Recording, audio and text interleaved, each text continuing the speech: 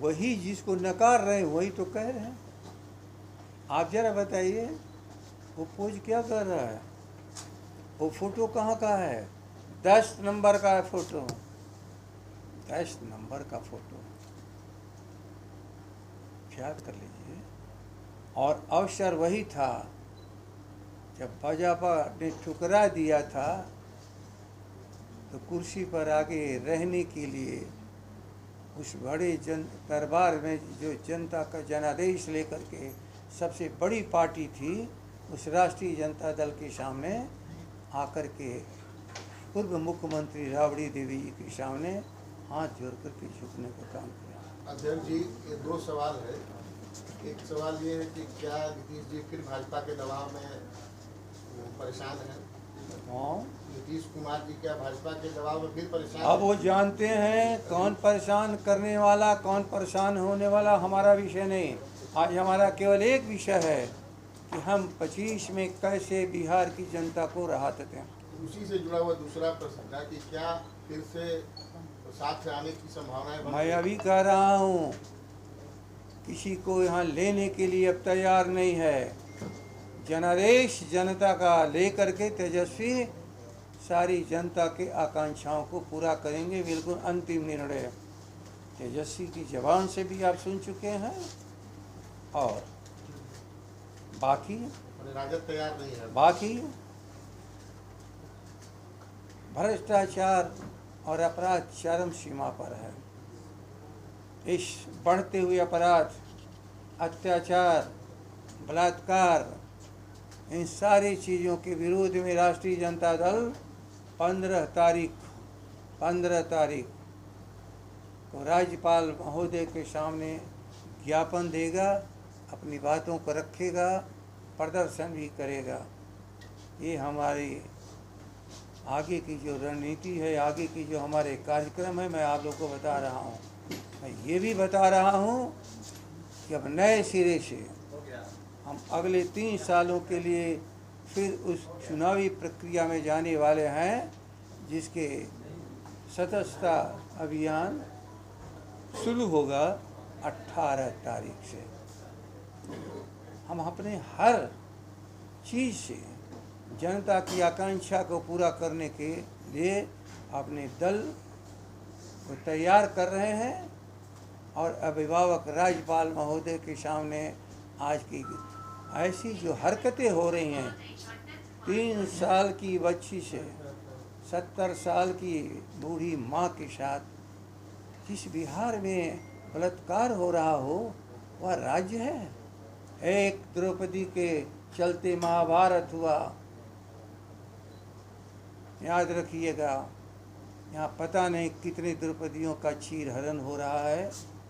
इसलिए महाभारत का न्योता दे रहे हैं श्री नीतीश कुमार, और बिहार की जनता इनको पराजित करेगी।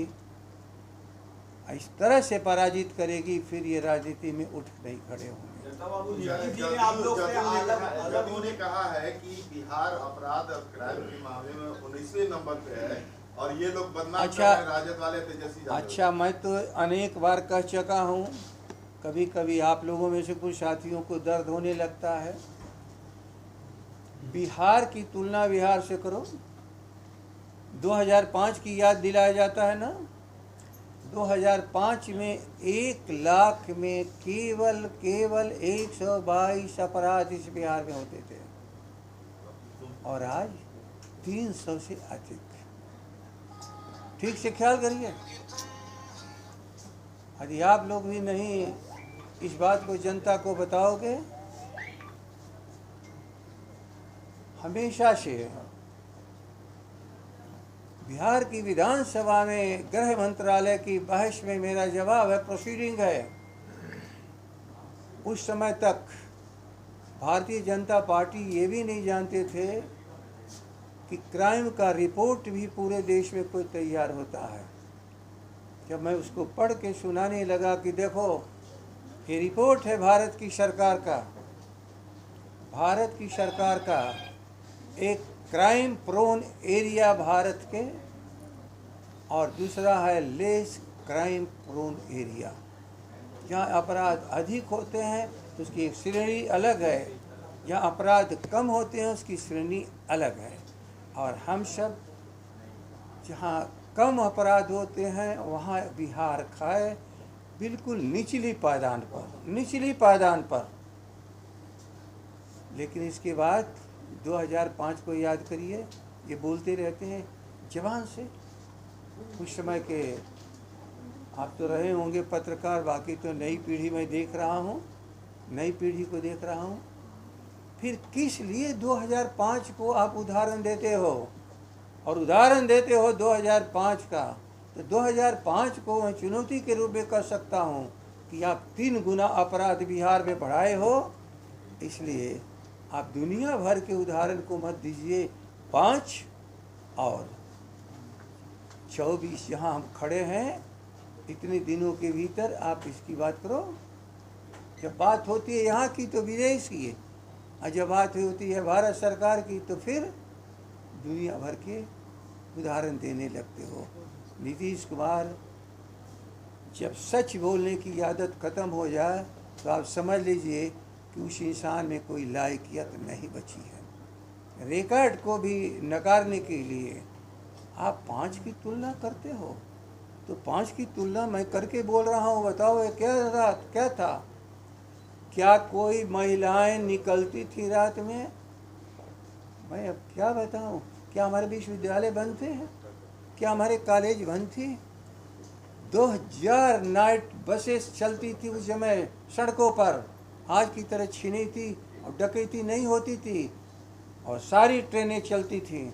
पकड़ने के लिए रात को लोग जाते थे, और ट्रेन से उतर के भी घरों में कोई जाते थे, कोई जाता था। याद रख लो, उन बच्चों को याद करा रहे हो झूठी बात, जिनके तन पुरखे जानते हैं कि सच क्या था।